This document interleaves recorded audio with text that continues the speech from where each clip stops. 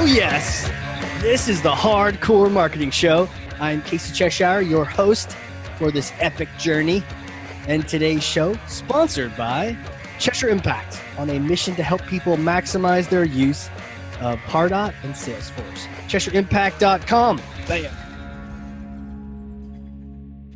And just like that, we're live. Holy moly. I can't wait to get started today and just, oh man, get talking. So my guest today is a marketing leader, and she is this marketer that, and we've actually been working together for years and working with the team here at Cheshire Impact. I'm just excited to talk to her and to hash out some strategy.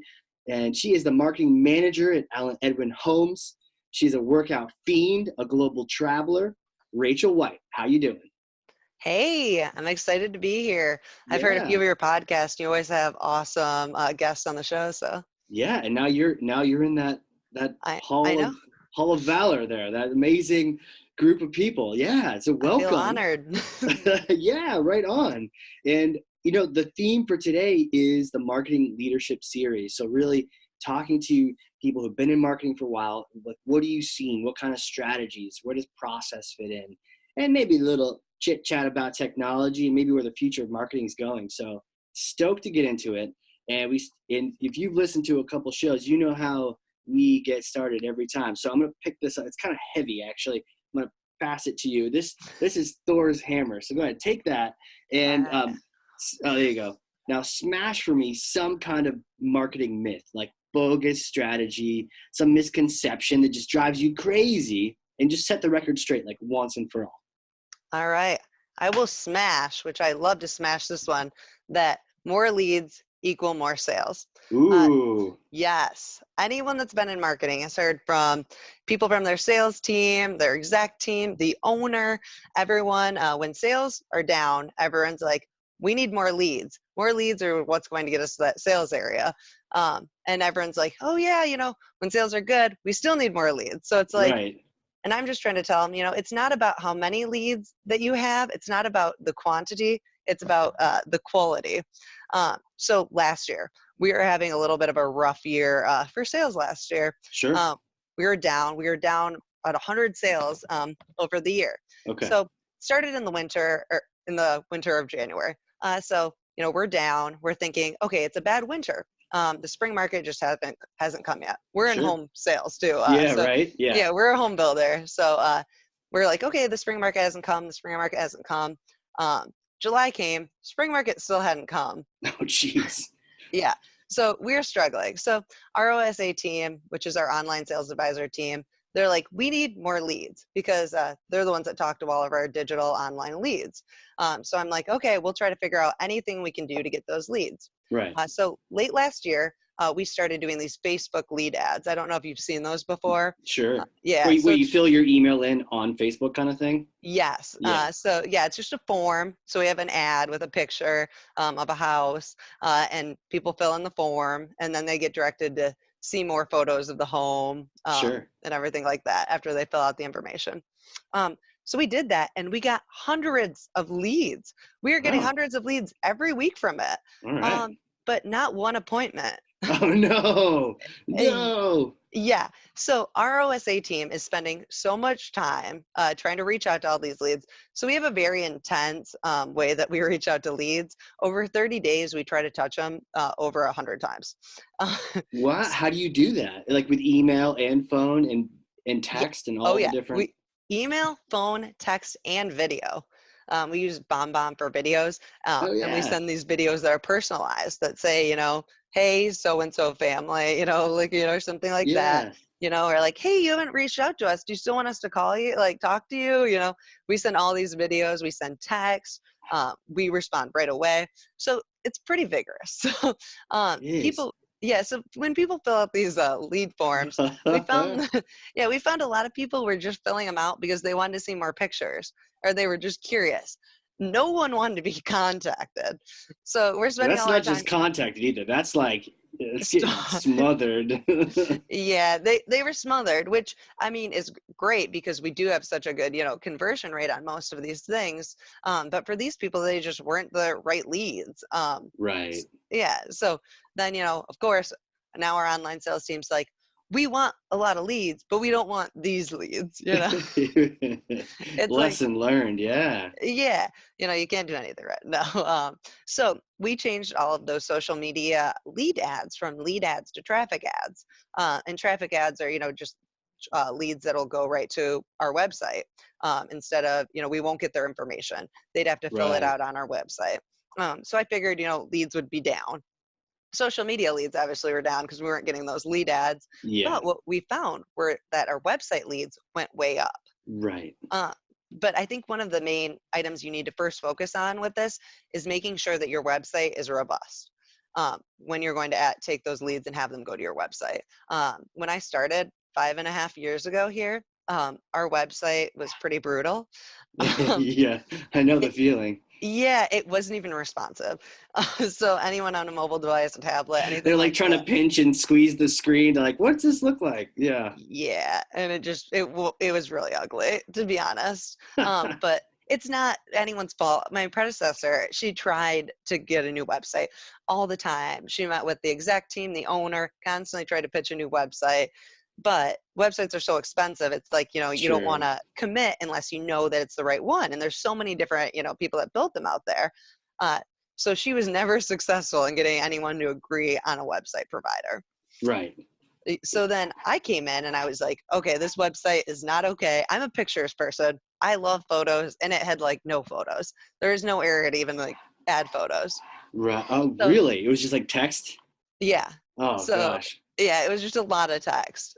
So what I did was my first year there, I just went through our whole website, and learned all about everything, went and did some focus groups with our website, saw what people wanted, learned enough about the industry and kind of about who we were to feel confident creating a website. And I went and I pitched a website, and I pitched it. It was just a website. It was like a platform, and you have to do all the building on it, but it only costs $5,000. Oh, cool. So the owner said, hey, $5,000, if we lose that, whatever, it's not a big deal. He's already thinking we're losing it. Oh, yeah. Like, I'm not going to lose your money.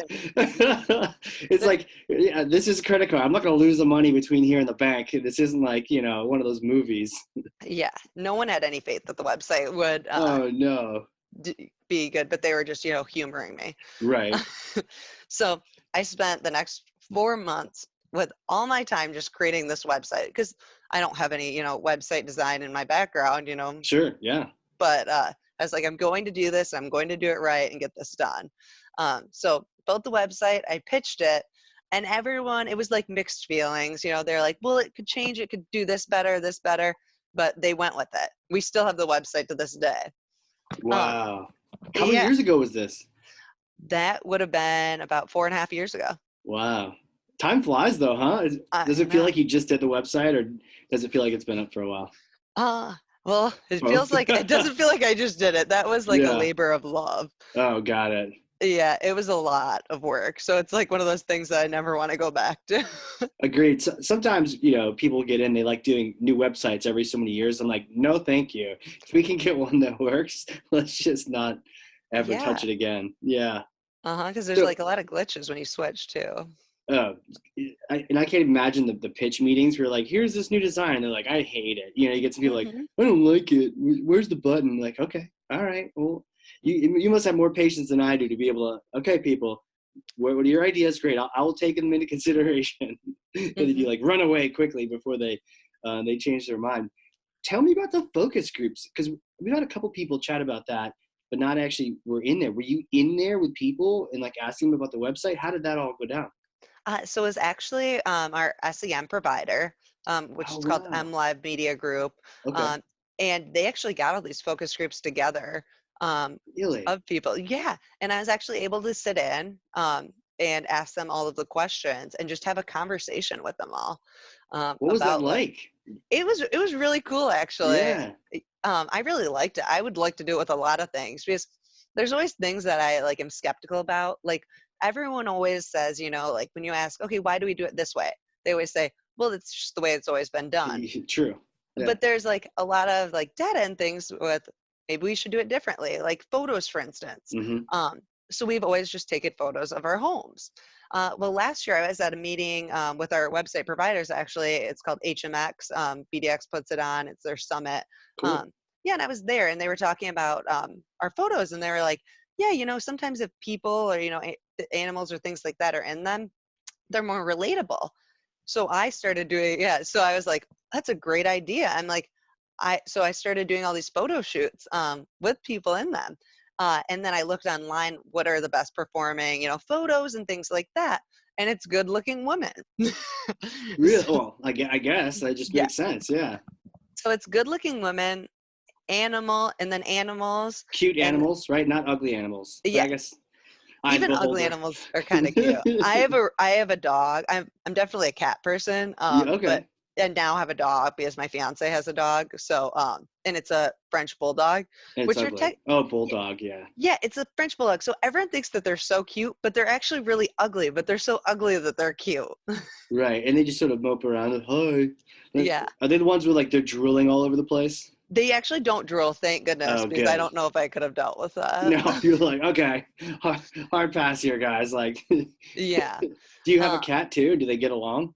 Yeah, I have 2 cats. I'd have 1,000 cats if I could. I'd be that crazy cat lady. You're the cat lady. Someone. Yeah. Is that the title of this episode? The crazy cat lady of marketing? I really am. I love cats. Even journals from when I was a child, it said when I grew up, I want to have 1 million cats. Really? Yep. And you got 2, so you're almost there. 99,000. Mm-hmm. I have Salt and Pepper right now are the cats' names. Really? So I can just keep adding spices. We'll have cayenne, cumin. That's an awesome idea. Like lemon pepper. See, that's what the crazy cat ladies are missing is some creativity with the naming. You don't have like Spud over here, then you have sassafras. No, you have like, cinnamon, coriander. Yeah. Totally. Exactly. Paprika. Yeah, paprika. I know. We actually thought about paprika, but we thought it was too much like pepper. Because I call her Pep and then Pap. It might be. Then both cats are like, what do you want? Yeah, they both are. I know. And Pepper is like a black cat. And then Salt is actually a Persian munchkin cat. So I don't know if you've ever seen a munchkin cat. They're the ones with the little baby legs. To Google this thing. Okay. Yeah. So they look like, when they're going across the ground, they look like snakes almost because their feet are so short. Their legs are so little. That's cute. Yeah. Wow. So they're adorable. A little pricey, but I think it's worth it. It's like the cuddliest, cutest cat ever. So yeah, nothing like Googling cat pictures in the middle of a podcast to distract you. Yeah, look at all these.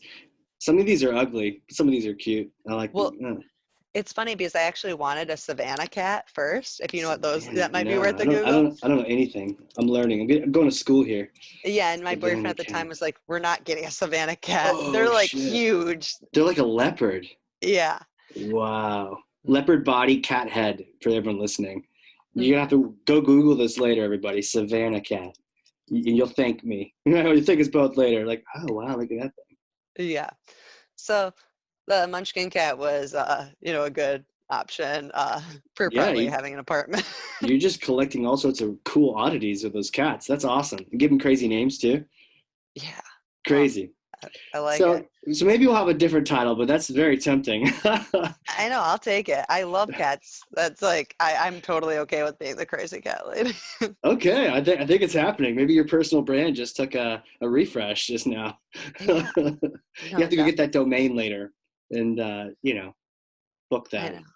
I know. Cats and food and traveling. If I could mix the 3 of those together. Cats, food, and traveling. That's not a bad mix. I've heard worse mixes. Yeah. Traveling. We're going to get to food and traveling later for sure, too. So, back to that focus group. By the way, I love tangents, so this is all good. And I keep track. Otherwise, if we're both forgetting, then it's over. But I remember the focus group. What kind of conversations do you remember? Any people that stuck out to you, or things that they said that were just interesting, or anything blow your mind, or was it kind of like all kind of things you were thinking? Well. Some things are things I was thinking. Some things were I remember one thing. I'm trying to remember exactly what it was, but it had to do pictures. So one person in our company that's higher up loves pictures from the side of exterior photos of our homes. They like it from like an angle, and they think that looks the best. Right. And I always thought that straight on looked the best. So I remember the whole focus group said that they like straight on, and I remember being like, yes, I'm Thank right. you. I know. I just have to be right. So I was really Right. happy about that. Right. And then next time you're in a meeting, you're like, actually, our focus group 10 out of 10 said that they like straight on. Yeah. So like that made it like nice. Just we really asked them like every possible question that I could think of, even color schemes and things like that. They didn't like our logo. We still have the logo. They don't like the colors of our logo, but we still have it. We don't like the colors of our logo either. But we need to just make the change. But we've been around for 25 years. So Wow. Yeah. it's hard to change after 25. Can't change it. Can't change everything. Yeah, Maybe, and maybe a little rebrand is in order, you know? You never know. I know. It's just on so many things. It's like, it would be a lot just because we have it on so many different items. But, I don't know. I kind of like it. It looks like floors in a house. You just need a roof on it. yeah, see, I like that. But the colors. So, like the light Yeah. blue and orange and things and brown. It's like, Is that what those are? Yeah. yeah. It's like, to me, it's like golden, light blue, and burgundy or something. Yeah. But yeah. They It's just almost like aren't. that. Remember that dress that was like a blue what color was Yeah. it for you? I don't remember. Oh my gosh. It It's was like it was either gold or blue. blue. Yeah, it was gold or blue. And I remember that. And I remember at first I saw it one way and then I saw it the other and then I couldn't see it the other way again. It was like my brain like adjusted to that and wouldn't go back. Yeah, I've never seen it gold, and I always thought people that saw it as gold were crazy. And it's weird that like people would still see it as one, and other people see it. Like, how do you even do it? I don't know. I don't know how you do that, but that would be a cool logo if like everyone saw your logo colors differently. Yeah. Man, I Like, gotta figure out how to do that. like, what colors do you see? Oh, I see red, white, and blue. Really? What colors do you see? Green, orange, and yellow. Like, it's so weird. People just get it embedded in their heads. Yeah, it could go viral. Right? So another question I had, because you mentioned a lot of really cool things when we were smashing that first myth. I know we have other myths to smash too. But you mentioned, first of all, the video. And shout out to Ethan. I don't know if you caught his episode from Bomb Bomb. He's amazing. Yeah. Yep. Yeah. Mm-hmm. So I had a blast with him. And I was even asking, like, you know, I was like, Ethan, I'm kind of video shy. What should I do? And he's like, you got this, Casey. You can do this. And I was like, all right, I can do this. And then I sent like 100 videos out after that. It was pretty cool. The 100 touches in 30 days, are those all like really deliberately planned, or does just sales just go crazy with it? They're deliberately planned. Okay. We have them all scheduled out of exactly what people do on which days. Wow. The first 7 days are actually the most. So 7 days, we really touch people quite a few times a day. And then the rest is mostly like 1 or 2 times at most. I think you're probably blowing people's minds in terms of like, wouldn't just everyone unsubscribe? But like, is it received well? And how many people just flat out reject it right away? Not very many. I'm Really? actually really surprised by that. But it's just like people, because they signed up for more information. I mean, the ones on social weren't great, but the other people, I mean, they wanted to know more. And our online sales advisor team's great because they aren't trying to sell you anything. They actually can't sell you anything because they're just the ones that, they're like the matchmakers. They're like the information people and the matchmakers. So they set them up with a sales counselor that then they'll see the home with.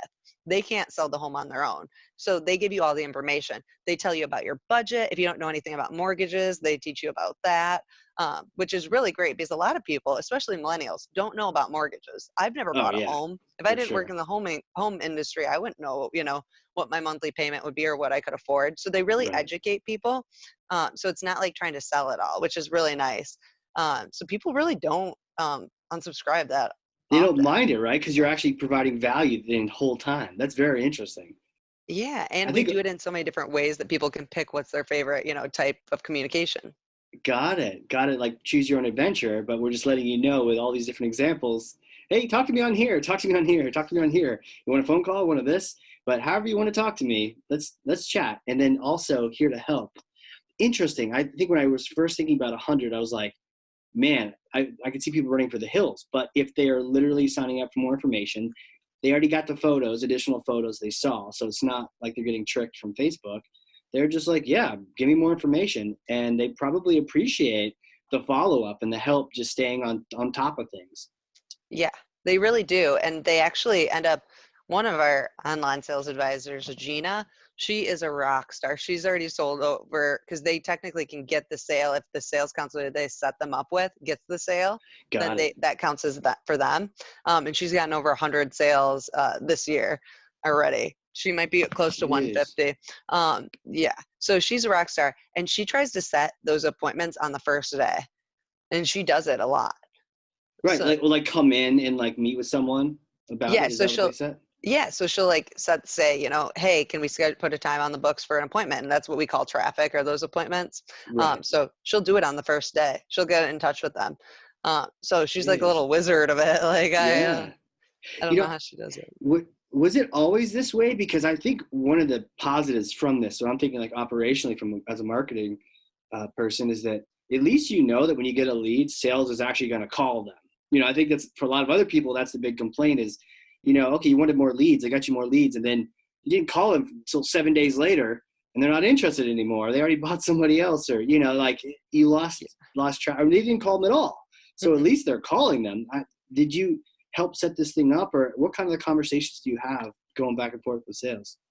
Well, it's actually funny that you say this, because Gary Frank, our online sales advisor manager, Cool. he actually went to Do You Convert, that big conference. Oh, wow. Yeah, a couple weeks ago, and he learned there they went and signed up for a bunch of information on builders' websites, and I think only like 40% or something. I can't remember if it's 40 or 60%, but it's a really actually called them eventually. And like barely any called when someone would sign up for more information, called them right away, which is just insane to me that, you're going to Right. get these leads and not. We expect people to call within 5 minutes. If our team doesn't call them within 5 minutes, it's a loss. They should be calling them because they get that right away. They're in front of their computers at all times. I love that. And they want those leads. When we get, we use Drift as our live chat. Sure. And when those come in, people get them within like 4 seconds. Like one of our sales advisors, she's always like, everyone's already like claimed the Drift ones before I even get the notification that they even like did it. Like that they even asked to speak to someone. Man, that's awesome. Sounds like that team is hungry. They're just ready to get it. They are. They're really, great at that. Everyone is really hungry, and they have that drive, which we've really put into them, Right. because they want to hit their sales goals. And Yeah, and that's the way to do it. Jeez. Mhm. You had talked about switching the ads around, from lead ads to traffic ads, and the idea, that just got me thinking about ads. And one of the things I wanted to ask you about was like the branded ads. Yeah. And I've heard, yays, I've heard nays. What's your take on just straight up brand ads? So I actually like brand ads. Cool. I feel like a lot of people think of brand ads, they think of even like billboards. And, everyone's like, billboards are dying, which they are. For example, we spent $230,000 on ads back in 2015. And now we're spending barely 30,000 on ads this year for billboards. 230? Like Yeah. 1,000, million, 1,000? 230,000 in Wow. 2015. Yeah. Wow. So it might be cheaper to hire someone to like dance with a sign on the corner of the street or something. I know that's like how I feel. It's like billboards should not be your main, way of Right. advertising to people, but they can be useful in some situations. I still think we have one billboard that we've had for 3 years, and it's on the corner. It's at a stoplight in Brighton, and it's a 4-way stoplight. It's a long light, and it's actually right in the middle of 3 different communities that are all within 2 miles of it. Okay. So people can see that. And then they recognize your brand. I think that's really important because I think that people still aren't recognizing brands. There's like the 7 rule that you need 7 touches with a brand before you recognize it. So I think billboards can be helpful for that. The other day I was driving to work, and I saw a billboard for this restaurant called Noble Restaurant, and I'd never heard of it. And I didn't think twice about it, but then I needed to go get lunch with my team. And I was like, I looked up their menu, and we went there, and it was great. And now I'm going to get it a lot. So it's like in the right place, toward the right audience. I think it's important. Display ads. I think display ads are the new billboard ads. because, you know, you can't measure that. If you looked at our display ad traffic to the website, it would be 1% of our traffic. So Right. but it's branding. So people actually know it and they trust it. Buying a home is the biggest purchase that, you know, someone makes in their life, and they're not going to do that willy-nilly. You know, Right. they Yeah. want to know and trust a brand. So Huh. by branding us, people, you know, are familiar with us and they feel more comfortable with buying, you know, a home from us. And I guess it's kind of a leap of faith there because like that Noble, is it Noble Yeah, restaurant? Is that what it Noble is? Restaurant Where are they based out of? What city? in Grand Rapids. Yep. Oh, So okay, where Grand I am, yeah. Rapids. Yeah, next time in Grand Rapids, I'll have to swing by and check this place out. But like, they'll never know the ROI unless they happen No. to listen to the show and someone tells them, "Hey, by the way, that billboard, it actually earned you like a professional lunch goer and team." You know, uh, Hmm. they won't know that. So, but they got to just sort of try it. And I think sometimes we sort of overcorrected in the marketing world, and we're like, okay, if we can't track it, we probably shouldn't do it. But there's like this sort of gray area of you might want to still test things that you can't track. Yeah, exactly. Like display ads. So my predecessor before me got rid of all display and branding ads. Ah, Um, and what we saw was that our conversions went way, way down, and our direct traffic went down. So people weren't familiar with us and just typing in Alan Edwin, you know, .com anymore, because they just didn't know who we were. right. And the conversions were down too Hmm. because they hadn't already seen this, 7 or more times. They like, oh yeah, I've seen you guys. You guys are everywhere because the display ads. I don't think people necessarily know that you may actually just be cookied and everyone's not seeing them. Maybe you're seeing them, or maybe people are. But either way, like seeing that over and over again, you're like, oh, you guys, you're everywhere. I know your name for sure. Yeah, and I like that you brought up who's seeing them, because I think that's something that's really important. Are targeting these ads, because a lot of people will just, you know, send out the ads. Okay, people in Grand Rapids, but it's like you can target Yeah. everything so well. I have like we did an exercise in the marketing department because I was trying to show this to them, Right. and I had everyone create a Facebook ad and try to target themselves and see if the ad showed up on their Facebook. It was really fun because you can, you know, base it on behaviors, interests, Yeah. demographics. So mine actually showed up first, and I was targeting people that like to travel, like to eat. Cats, you can target it by political views. Sure. Um, we in last Christmas, we do this big campaign for the Humane Society to try to gain money Oh, for them. cool. So we did the campaign and targeted people that like to volunteer and people that liked animals and things like that. Oh, Uh, cool. yeah, so I mean, you can really target it, and it's about knowing your audience. Hmm. I've got a great example of that last year. So there is a survey that came out that said like 89% of millennials have pets, and it was like 60 some percent of people said, I think, no, I think it was like 43% of millennials said that the desire to have an animal, or because they have a dog, that would be why they would want to move into a home. So people that haven't bought a home before that are millennials would want to move because of a dog. So Interesting. yeah, so we are like, we're totally going to, you know, make money off of this. So Yeah. I was like, so we made a bunch of dog campaigns, and to this day, that's our best performing campaign. We focused on renters who own dogs, Wow. and all Now, the where ads did were that so. intel come from? That was it an article? Where did you So read that? money.com was the one that had the part about dogs, that that the 43% or 42% of millennials that had never bought a home said that their dog or the desire to have one would be a key factor in the decision making. And then from realtor.com, that was where I got the 89% Wow. of people, of millennials, that 89% of millennials who bought a home this year have a pet. Uh-huh. And if you don't, hey, great. You're traveling, you're doing your thing. But as soon as you get that dog, it's like a Hmm. starter child.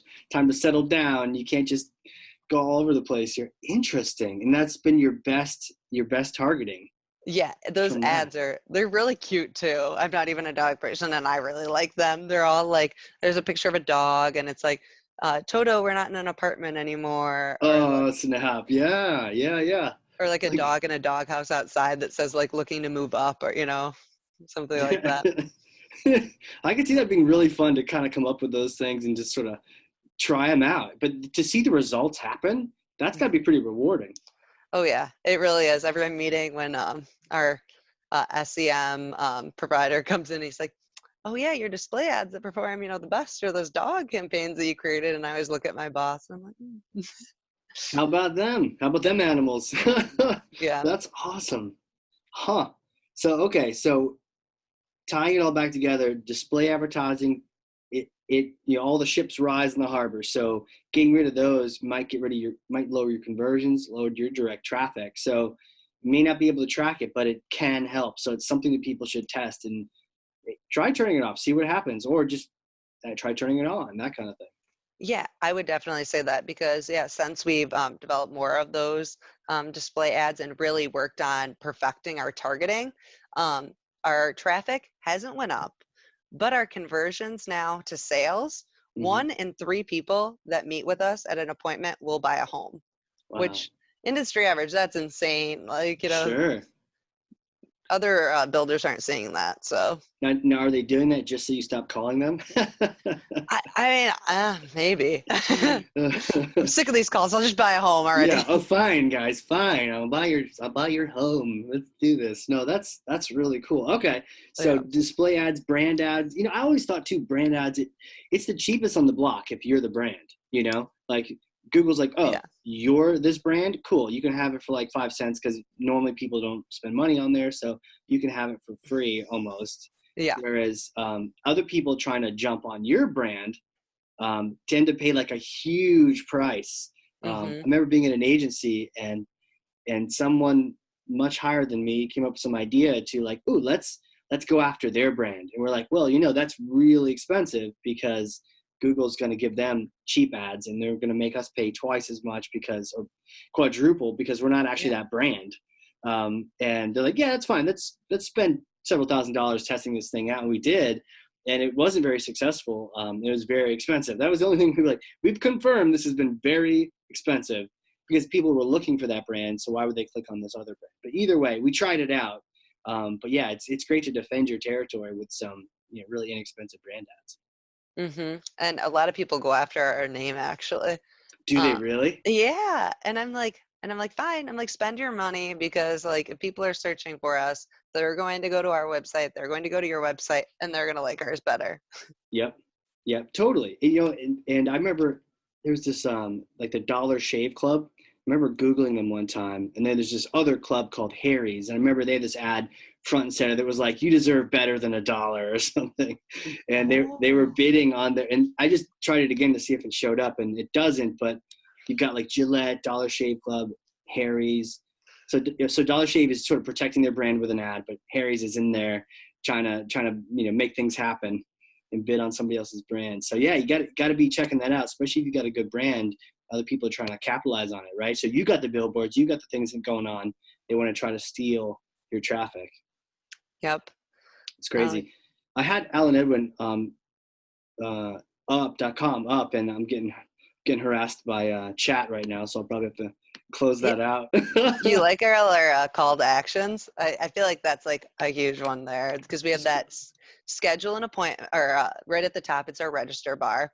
So that's on every page that people go to. And then we have schedule an appointment where people can click and actually schedule an appointment online, which has been a game changer for us. Because you make your hair appointments online, doctor's appointments online. Everyone wants to do everything online. I hate talking to people. If I have to call someone, I'm not happy. What I really like, people should totally check this out, is you had a simple thing that said find out more information, and this is what you're talking about, like Yeah. the call to action. It just asked for my first name. So like, oh, I'll give you my first name, no problem. And then it does magically, after I type in Casey, it says, okay, how about your last name and your email?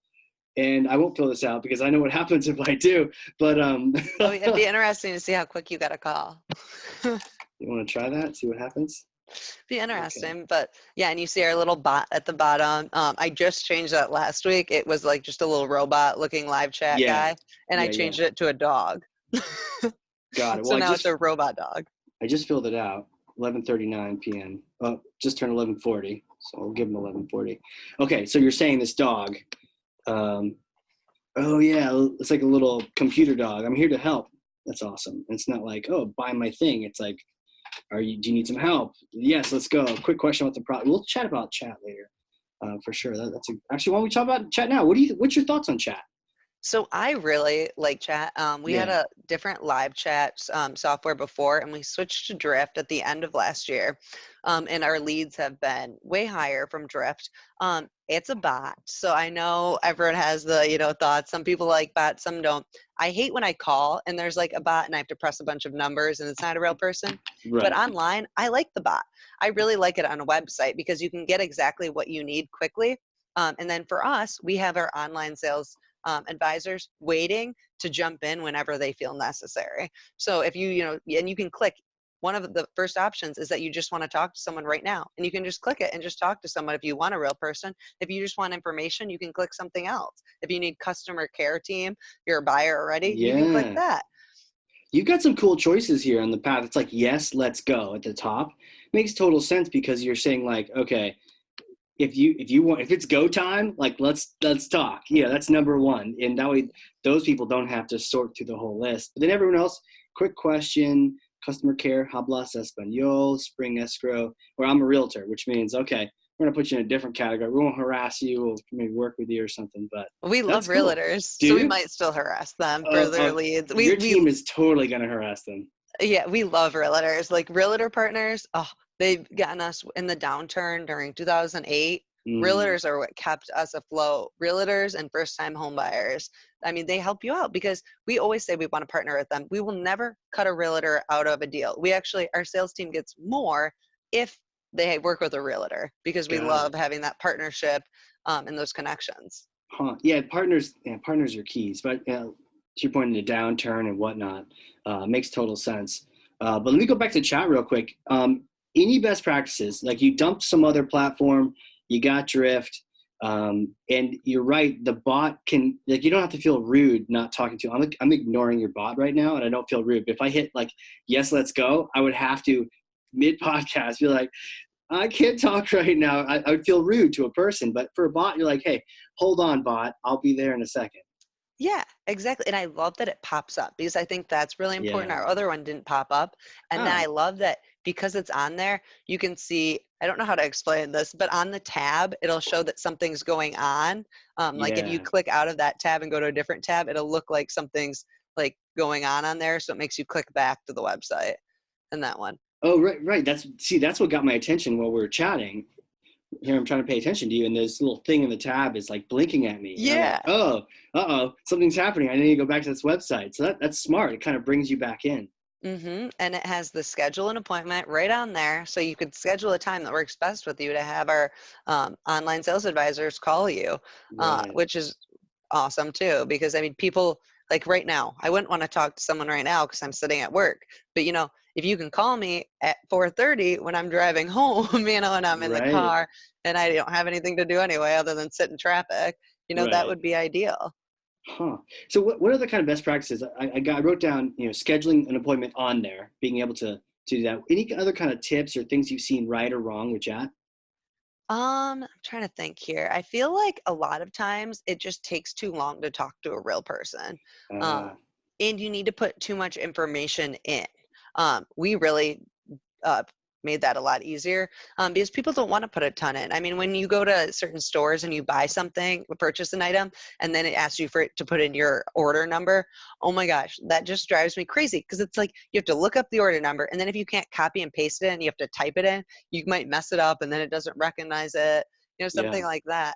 I And never have the order number handy. Like it's not even a thing. I'm hitting zeros like 9 times to try to get through that. Yeah, it's so frustrating. And ours actually combines with Pardot, so which is really nice too, because then we can see actually who's coming back. Um, Got it. so if someone comes back onto our website, we know who they are. Um, Got it. Right. Okay. So so definitely connected to the marketing automation. yeah, so I love that as well. And really just making those playbooks because we develop the playbook. So I can make different playbooks for different pages, different playbooks for someone that's been on the website before, different playbooks for how long you've stayed on the website, and just catering those. Like if you're, looking in Grand Rapids or Detroit, it's saying something like, looking for homes in Detroit. So it's like, oh wow, they're recognizing me. Um, so it just feels better and Yeah. Makes people more likely to click. More customized too, right? It would be kind of crazy to have just like one playbook or one experience for the whole site. I like that you're customizing based on, you mentioned like time on page, how they've been there or where they come from or what are they doing. Yeah, just kind of making it much more, I don't want to say customized, but yeah, tailored to their experience. Yeah, exactly. It's that targeting, you know, you got to target and tailor to each customer because everyone's different. For sure. And I'm sure there's a million other things, but like I'm looking at what if this is a playbook, this seems like a great example, one of the best ones I've seen of like how to set chat up, especially in the bots, because this doesn't feel like it's putting me off to a bot. It feels like I've got all the options, and it feels like there's been some real thought behind what options do we want to ask people, up front on that bot page. Definitely. And I feel like I could spend another, days, hours and days on customizing that because there are so many different things that you can add. I mean, you look at the back end and it's this huge spider web, of all the if this, then this, and it takes you down all these different, areas and leads you to different, options. And I love Drift. I really do. I feel like that's, a great live chat feature. They keep coming out with new things, which I really like. They just came out with video. Wow. So we were testing that. Right now, we still like our BombBomb videos, but that's a good call. That they might be in competition at this point, I guess. Yeah, I'm pretty sure they probably will be because they're making videos just like that. They just came out with new seating, so every person on our OSA team has a seat, and they can go on and chat. Well, now they added the feature where you can have seats even if you're for your calendar. So like all of our sales counselors' calendars can combine to there. Our people that aren't on our online sales team. So now we can have scheduling appointments for all of those people. So right in their like email, their end line there, they can have schedule an appointment with me. That makes sense. I really feel like chat has really like resurfaced in the B2B world. Like it was all kind of a B2C thing and we were kind of, okay, great. And then it's kind of exploded with Drift and Qualified and these like vendors really picking up the pace. Yeah, definitely. I mean, and it's such like one of those things that like everyone either likes it, or they don't like it. People, but I really feel like I like it. I really do. I think that it is super helpful for people, and it's just a quick way for people to get answers. I mean, if they had to wait, okay, you're in the queue. If you have to wait for someone to like talk, because you're not going to hire a million people, to do that. And this enables our online sales team to do things that are important and be calling and emailing and videoing leads 100 times in 30 days, opposed to answering every little question on Drift. Yeah, that makes sense. And one of the questions I have with you, and I know you really pounce on those new leads. What's your thought on that? The age-old phrase of like focus on your new leads, or no, convert your old leads. I mean, is it different because you don't buy a house a million times in a row, or what's your take on where you focus your time and attention? So we really spend a lot of focus on referrals, just because, our sales team always wants new leads. As I said, they're obsessed with new leads, but focusing on customers who already bought are important. People want to build a home with a home builder they trust. So if someone's already built with us and can spread their good experience to their peers and people, it becomes a lot easier of a sale. And referrals are actually one of our highest converting initial points of contact. Oh, yeah. Yeah. So, Makes sense. Yeah. So we try to put a lot of focus to people who already bought, even though they might not buy with us again for 5, 10, 15, 20, years, however long they want to stay in the home. So kind of what we did to figure all of this out was we actually shadowed our customer care team. And they're the people who work with all the people who already bought. They work with people, that are happy, that are unhappy, have random, things just to get that experience. So we then learned what our customers love, what they, hate. So what we did is we started building out this new way of kind of learning from people's home decisions. So for example, anyone that builds a home knows that a home settles after some time. You might get some cracks. Not everything is going to be perfect. There might be things that are missed, paint that might just look a little different. So every time now after someone closes, 2 months after, we come out and we address all their issues that they have, and Wow. fix them all. And so we're getting ahead of the game. So instead of, because our reputation is really important for referrals too. So, when someone's unhappy, they're way more likely to leave a review than when they're happy. We all know that. So we're kind of getting ahead of those, that everyone knows in 2 months, we are going to come to your home and fix anything you have. So they don't have to be, upset and leave a review like, oh, I noticed this crack, in my like driveway. I don't understand why it's there. It's like, no, we're going to come out and we're going to fix that after 2 months, which, is a lot of time. And then even to go a step further, we made another one at 11 months that we were going to come out and do our walkthrough. But to even take it a little further, we gave people the option that they can either have us come out and fix everything at 11 months, or they can pick a $200, $250 to $500 gift card, depending on what home they build and how, expensive the home is. Sure. And they can just take that gift card and do the repairs and things themselves. Wow. So say your house is perfect, you made $250 or $500. Right. And actually a lot of people pick the gift card, which is nice because then, we're not spending our time to go out, and people can then do exactly what they want. They might say, oh, this little thing I was going to have them fix isn't that big of a deal, but I could use that for this home improvement, or something like that. Or maybe I want to change the color of the walls, like, something like that. And then they can use that gift card for that. And then how does the referrals and tie into that? I'm sure they're constantly asked for them, or do you maybe a week after that, you're like, hey, do you know anybody? Well, so we, the way that we do it is after 3 months after closing, so a month after that first walkthrough, we send a survey out through Guild Quality. I don't know if you've heard of them. They're a third-party site that rates builders and things like that. So after 3 months, every person that builds with us, whether they're happy, unhappy, if we know someone's unhappy, they're still getting that survey. Wow, yeah. And it asks them a bunch of questions, right? Your production manager, your sales, person, your showroom experience. And then one of the questions is, would you recommend us to a friend or family member? And last quarter, we had 94% recommend. Wow. So that's big. And I'll tell you, the industry average is 70% recommend. In the industry. Yeah, for builders. And you're at 94. No wonder. Mm-hmm. Wow. So we're really proud of that. And it has to do with our team being so robust, so that when people, say, oh, I'm looking for a home, they'll suggest Allen Edwin. And we do a couple more things that are kind of just nice things to, keep everyone, happy, and referrals. And that's, so when someone closes, our production manager goes into their home and they put an Allen Edwin grill set on their table, and 2 Allen Edwin mugs. I love it. Grill set though, that's like epic. Yeah. So then when they're having little barbecues with all their friends, they'll all see that little grill set and be like, oh, wow, that's so nice they gave you that. That's a great giveaway. That makes total sense. Mm-hmm, with our logo right on top. And then 2 years ago, this was a real game changer. We developed this idea to give out 1-year anniversary cookie baskets. Okay. So 1 year after they close, they get this big cookie basket that says happy 1-year anniversary in your home. And it has the family name on it and everything. And oh my goodness, like the feedback we get from that is insane.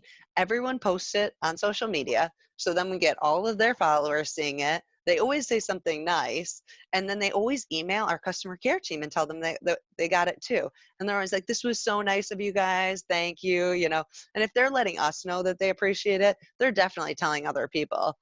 And now with social media, you post everything on Snapchat, on Instagram, on Facebook. It's like no one's going to get this huge cookie basket that says your name on it and not post it on social media. Right. Like that's an instant, like Instagram, Facebook, you put it all over the place.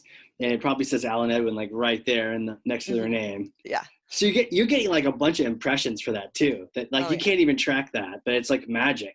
You're getting like referral impressions for free. Yeah, we really can't. I mean, but they tell, when we ask someone how they came through, they'll say so-and-so, bought a home or so-and-so told us. And we see a lot of people come in that way. Wow. One community was kind of funny. I think we had like 8 different families build in that community that were all like connected because they all were referred by the first person. Jeez, that's killer. And that just compounds, right? Like a snowball. You just get more and more customers in, more and more referrals out. And then that's how you're keeping all these people, these hungry folks, busy and active, because you've got referrals coming in, you've got the leads coming in. You've definitely got your work cut out for you with all these hungry salespeople, but it sounds like all these different things add up to keeping them busy and growing the company. Definitely. So who are you? How did you become this crazy cat woman of marketing with amazing marketing, plans and advertisements and grill sets and all this stuff? Like, take us back to like the days of like little Rachel. Did you always know you're going to be in marketing?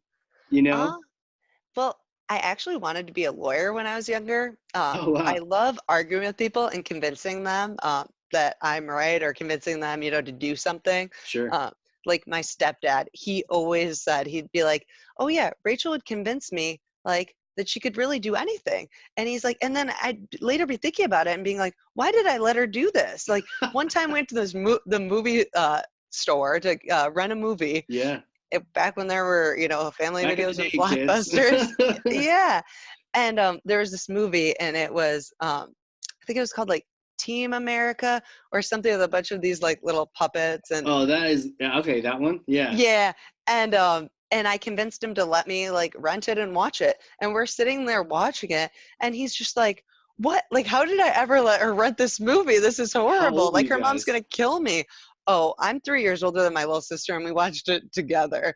And I was probably like, I'm trying to think of what year it came out. Maybe like I was like 12 or 13. Wow, you totally pulled the wool over his eyes, because that is like hilarious, but it's also super dirty. Yeah. It's like the worst show to let kids watch ever.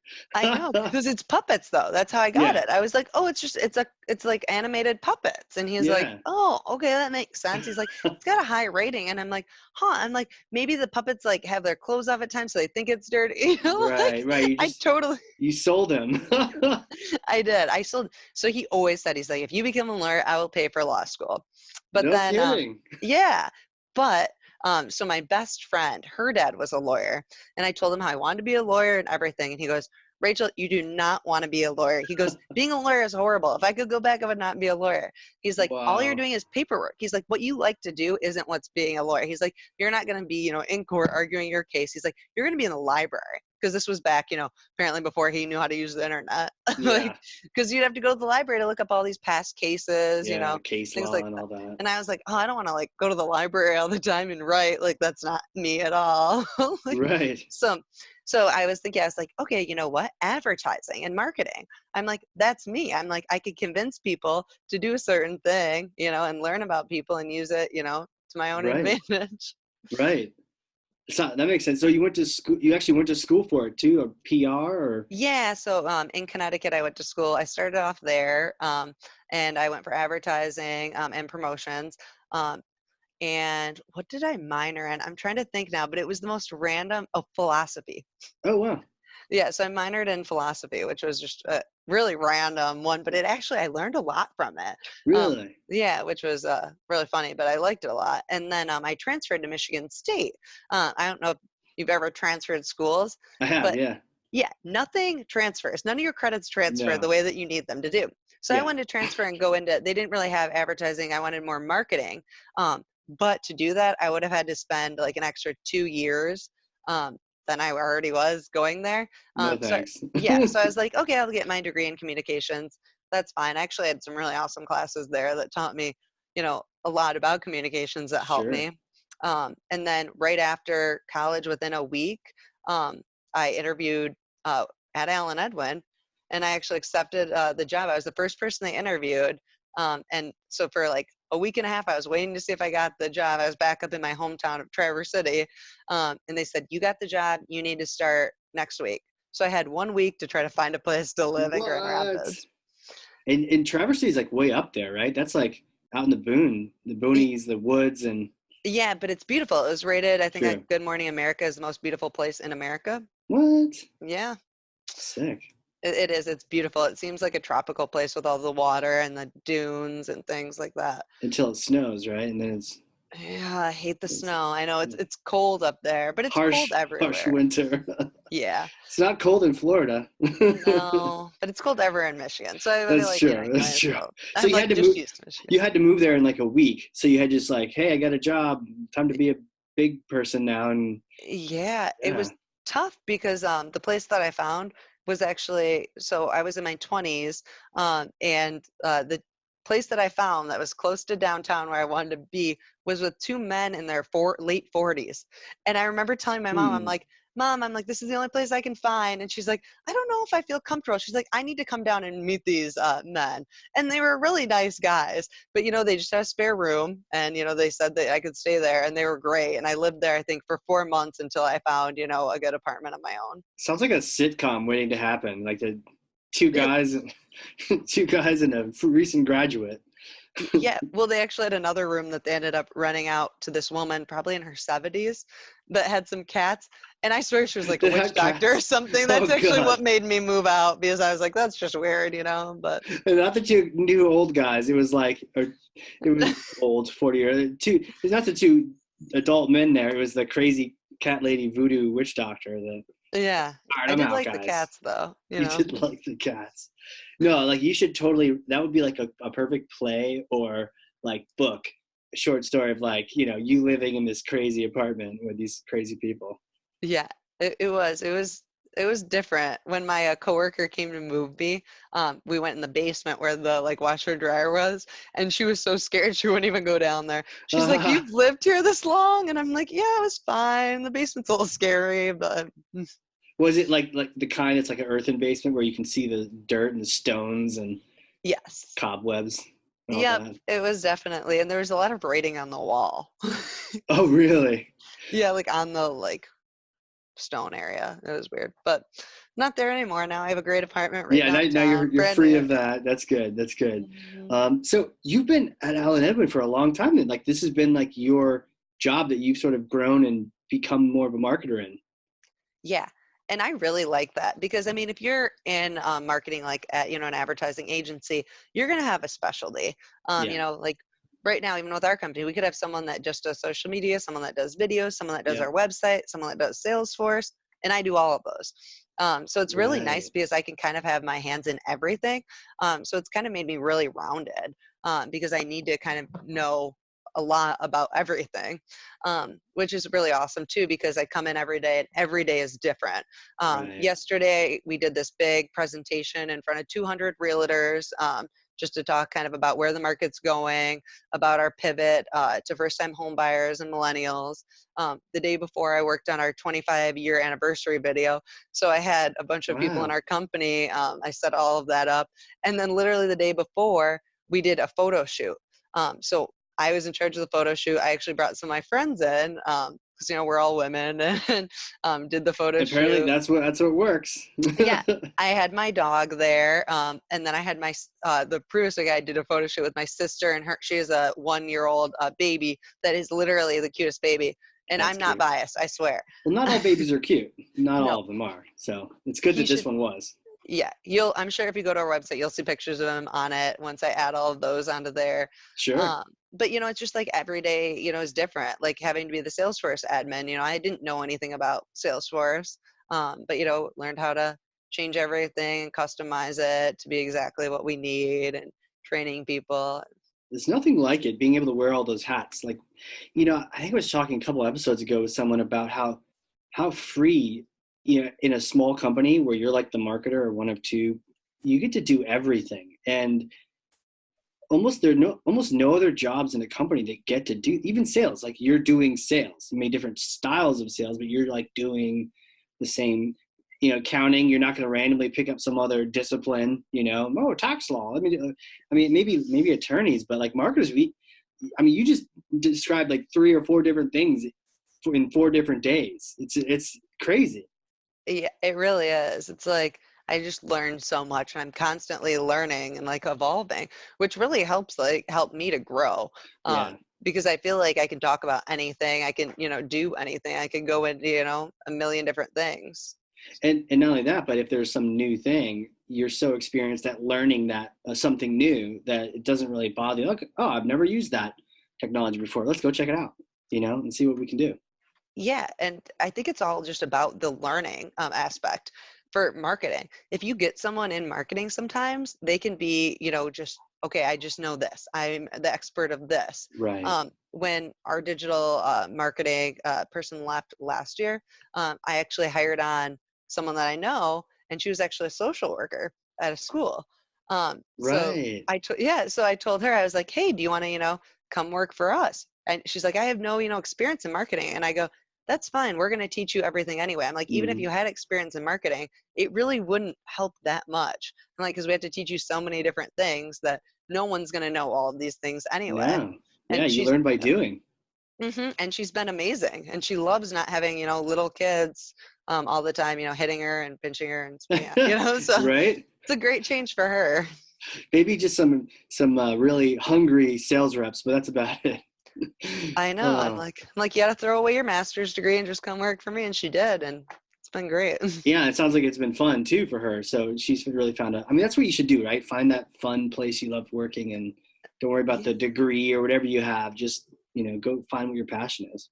Yeah. Because who knows what they really want to be at, 18 years old anyway. Right. Yeah, and not that the major even reflects what you're actually doing too. Like Hmm. I thought, oh, computer science, that sounds fun. And all it did is doom me to do more math than I ever want to think about ever again.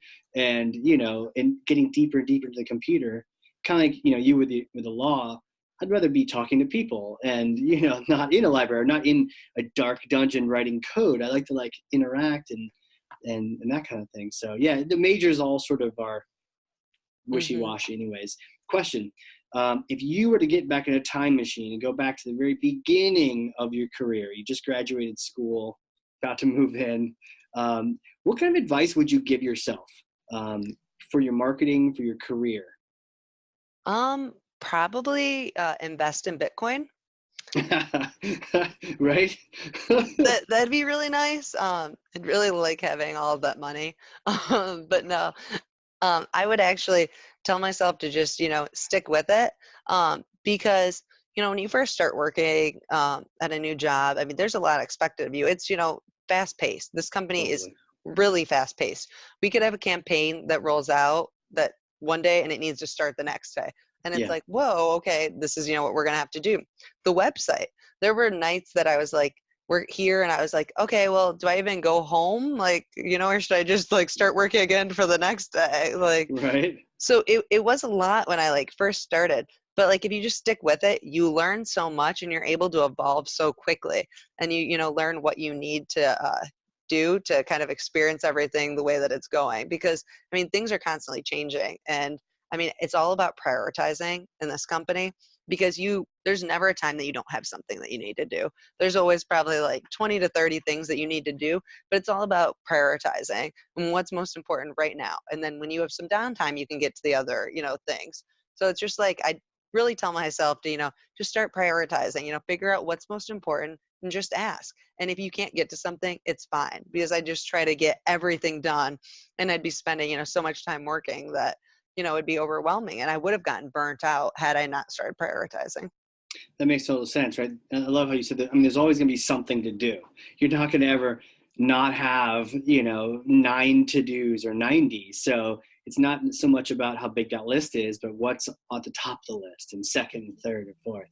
Any tips on, I mean, how did you prioritize? How did you figure that out and figure out what was on top and what should go next? Really a lot of it were things that I'd ask my boss even. I'd be like, Sure. what is the most important thing that, you need to have done? And he would just, tell me what he really wanted. So I knew I could get those things. Our sales team, when they really need something, that's kind of my first priority. Reporting is really, that's a priority that I have every week because Right. every Monday I meet with the VP of sales and we go over all of our leads, all of our traffic, and where we're at in sales. So just getting those reports every week is definitely a priority and just analyzing them and seeing, what changes we can make. And then you have, the things like Drift. I really want to create more playbooks, but Right. it's been on my agenda of things, as low priority for a while.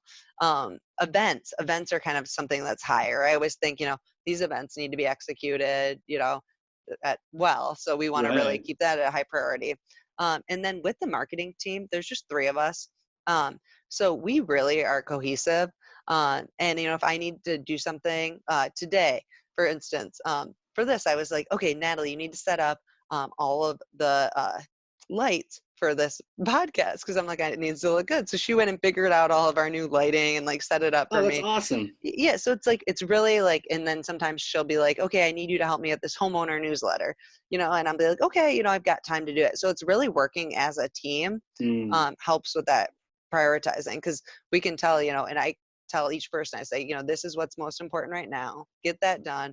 And I don't care, when the rest gets done. It just is, as long as it gets done at some point. Right.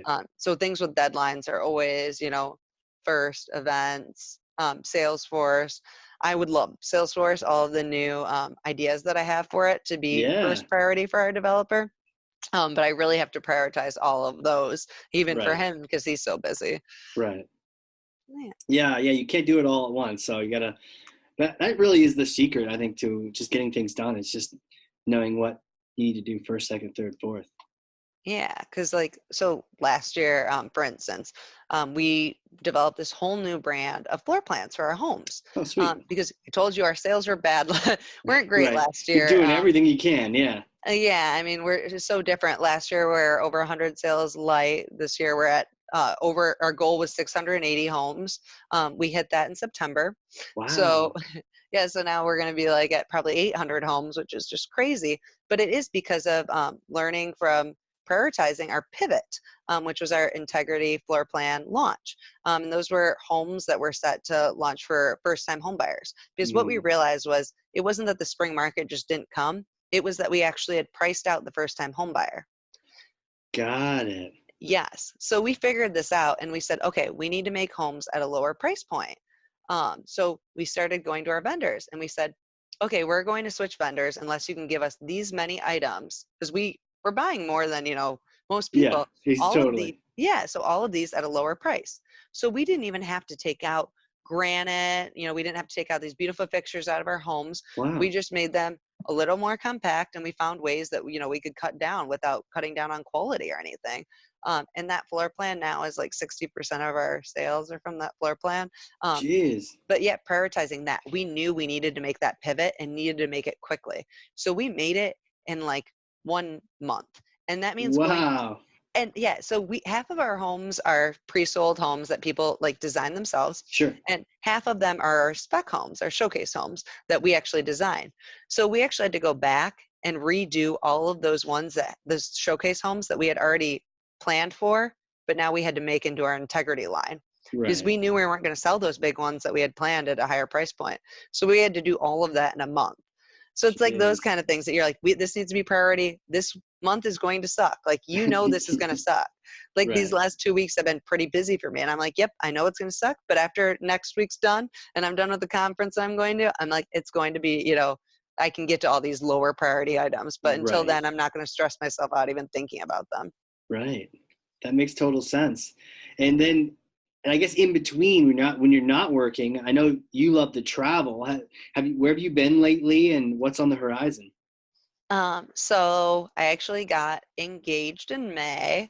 Congratulations. Thank you. It was shake Thor's hammer at you. Aw, thank you, Thor's hammer. But yeah, it was really cool. It was in front of the Eiffel Tower. So my fiance did it right. Awesome. Yeah, so right in Paris. But on that trip, we actually went to Paris, Prague, Vienna, Budapest, Croatia, Montenegro, and Bosnia and Germany. Wow. Yeah, so we went all over. I don't know if I would suggest it for everyone. I'm a really fast-paced person that needs to be doing something at all times. I work out 2 or 3 times a day. Sure. Yeah, so I'm like the person that always needs to be moving and doing things. So it worked well for me to be at each place for about 2-3 days. I don't know if it'd work well for everyone to do that, but it was an awesome trip. It was really the trip of a lifetime. I would travel all the time if I had invested in Bitcoin, at the beginning of my career and was a billionaire. Exactly. How long were you? So you were in Paris for a couple days? Yeah. That was a couple months ago? Yep. That was back in May. So. Okay. Makes sense. I just came back from there too. Oh, really? Freaking fantastic. I didn't even know I was going to like it. And I thought, oh, Paris, I hear about people being rude and blah, blah, blah. But no, it was fantastic. And that Eiffel Tower you were in front of for that proposal, it's way larger than any picture ever shows. That thing just takes over the skyline. Yeah, it definitely does. And I liked Paris a lot. I I did wouldn't too. suggest, Yeah. I was there on a Sunday and Monday, and everything's like closed on Sunday and Monday. So I'd planned to go to all these cheese shops because I love cheese and I really wanted to go to them, but they were like all closed. So that was like the only bummer, really. Yeah, you're right. The weekend, it's so interesting that like stores close down. I know we were looking for when we were there. We were looking for like the pharmacy, and they have these like green, Yeah, the crosses on them, crosses. right? Yeah. But they're all closed on the weekend, or at least the ones in the area we're at. Like they're all Yeah. closed. So it's like okay, but it's not like oh over here CVS is kind of always open or one of those. It's like no, you should make sure you do your shopping on the weekday because come weekend we're out of here. It's crazy. Yeah. Any And highlights? Where'd you go? Eiffel Tower. Now, the proposal was that like on that park right in front of it, or? yeah, I actually, so whenever I travel, sometimes I travel alone. So like Sure. last year, December, I traveled to London and Dublin by myself. Okay. And whenever you ask someone to take a picture of you, they never take it right. I'm very particular about how pictures should look, and just they never do it justice. So I always hire a photographer when I travel. Just to like, Really? yeah, you can get them on Airbnb. They're not that expensive. Like based on the city, they can On be like 50 Airbnb or on bucks like a Fiverr kind of thing? on Airbnb. Really? I hired both of them off of Airbnb. Um, Wow. yeah, because they have experiences. And so I got one for Paris as well. Um, and it was like I spent a little more on the Paris one because I was like, oh, we're going, it's Paris. Might as And my well. fiance is like, oh, I'm totally gonna take advantage of this and propose Yeah. while we have the photographer. So he actually emailed the photographer, told him, hey, I'm gonna propose. So can you just give me the signal when I should do it? And I had no idea that he was going to propose. I was even like, a part of me was like wondering maybe if he would. And I was Right. actually deferring him because even though we're in another country, we still had cat fur on his suit.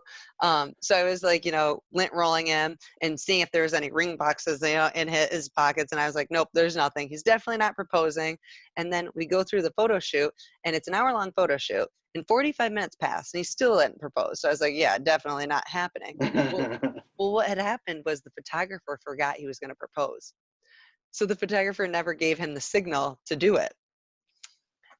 So he finally was like, we're taking photos. He's like, can we get one more full body one like back here? So it wasn't even like the best area in front of the Eiffel Tower to take the photo. Like I would Ah, have picked like a different one, but I love it because, it is so, I love the for imperfect. sure. Yeah.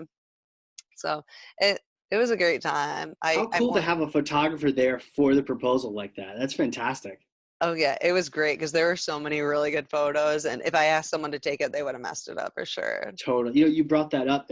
I was at a drift conference and I came up with this thing because I was at the front of the stage before it got started, and some people asked for us to take a photo of them in front of the stage, and so I did. And then I thought I was telling some of the guys I was with, you know, people do usually try hard though. They're not necessarily good at it, but they try usually. But like, wouldn't it be? If they try, but they usually have terrible results. And I thought, wouldn't it be funny if you like didn't try or you actually tried to make it the worst photo ever because usually people are pretty polite and they're like oh thank you no that's fine like oh you could look at them first no that's fine oh yeah they look good thank you no one's like oh that was a really shitty photo could you redo that no one ever says that Yeah. so after telling a couple people that someone else asked us to take a photo it was these like two guys and so I was like okay and then I purposely like I put it at an angle I cut off one of their heads and I zoomed in and I took a bunch of photos like that and I passed it back and I was like, yeah, what do you think? Just to see what would happen. And they actually were like, oh, do you mind getting a couple more?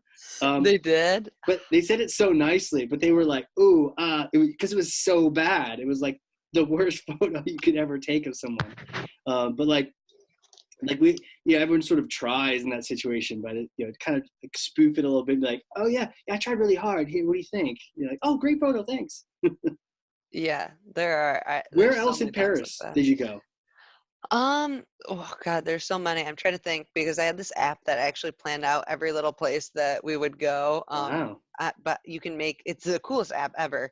It's like Maps Plus, and you oh, can pin different areas, and I made different pins, different colors. So like landmarks were like different colors, food, restaurants were different colors, even nightlife bars were different colors. Wow. And then I put like my Airbnb in there so I could see exactly how far everything was away.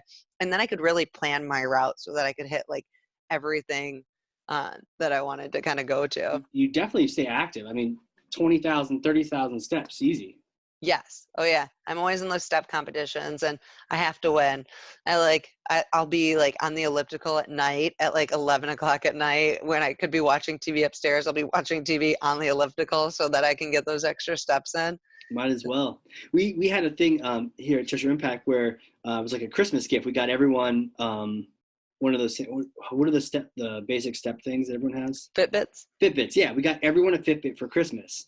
And so we got one of those like private Fitbit groups on Fitbit.com. And then we're like, okay, competition every month to see who would ever and gets a gift certificate or something.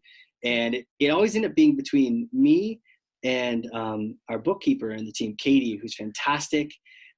She's like a grandmother and like super fit, but she's also competitive too. And so I remember being like, oh, I'm winning this thing. And it's, 11 o'clock at night, 10:30, 11. Probably everyone's done walking. Not her. She would see, oh, I'm second. She would go outside, walk around her house like 20 times just to make sure she beat me. So when I wake up in the morning, I'm like, I lost. Like, Yep. It's crazy. That's me. I'll even be walking around a bar. They'll see me. I'm just like walking, making circles in the bar, like really? Late at night. Yeah, on a Friday night if I need to win. Yeah. I'm with you. I mean, I got it on even now. I'm doing a stand-up podcast right here. I get some steps in for sure. Oh, dang. I should have done that. I know, right? I need a stand-up desk. Where do you want to go next? Where would be a great feature? What's on the target, the hit list? So I'm really struggling because my fiance told me that we can't go like anywhere out of the country until our honeymoon. We go to places all the time in the country. Sure. Like on Friday, we're leaving for Colorado. And then on Tuesday, I go to Austin, Texas. So I travel a lot like that. But he won't let us go anywhere until our honeymoon. And I wanted to go to Thailand and Indonesia. And I actually wanted to go to like Cambodia and Vietnam too while I was there. But I looked at a lot of things and they said the weather in Thailand and Indonesia are good at different times of the year. So to hit both of those, and then they said that you needed like 3 weeks at each. And I'm like, dang, I have like 2 weeks total, maybe 3 weeks if I'm like can convince my boss, but like, right. And I'm like, how I can't hit like all the places I want. So I'm like really struggling. I'm like, do I pick Indonesia? Do I pick Thailand? Do I try to do both? I don't know.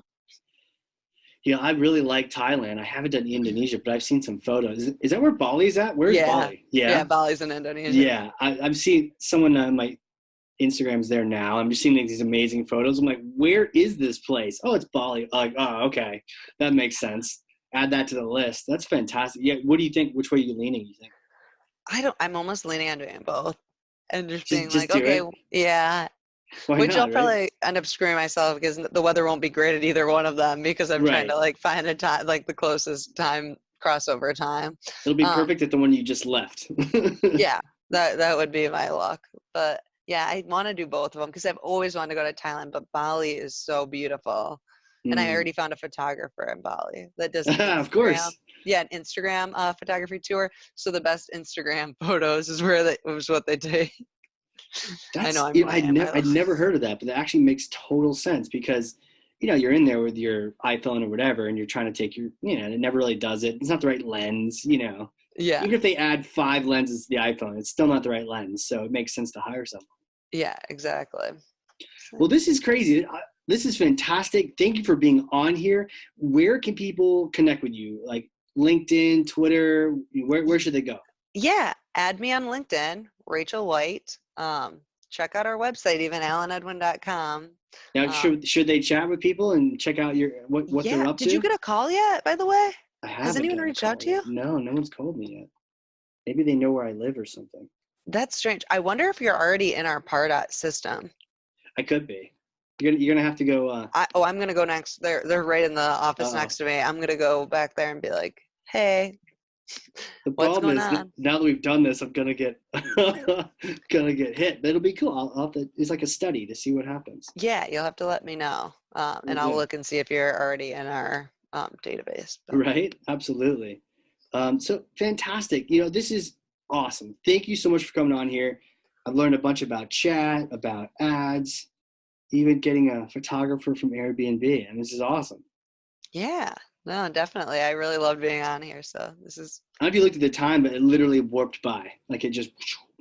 I know. I It don't even know hopped. what time it is. Oh, it did. Right? Wow. You know what I'm saying? Yeah, It's crazy. I know. Good conversation. So, Yes. thank you. And then everyone listening, if you learned something from this, and I know you did, and I know you're going to go to alanedwin.com to check out that chat. At the same time, like I know you learned stuff because I literally have 2 pages of notes over here. So Oh, like share this with someone else. So for everyone listening, be a thought leader to like 1 or 2 people even. Just share this with someone else. Be like, hey, you got to check this thing out. Here, hey, branded advertisements. Go, here's my thought on that. Or let's go do some of this, or the grill set. I think there's going to be a surplus of grill sets going on this year because that's freaking fantastic. So awesome. And then Rachel, thank you again for being on here. yeah, thank you. Awesome. For everyone out there listening, this has been the Hardcore Marketing Show. Catch y'all next time.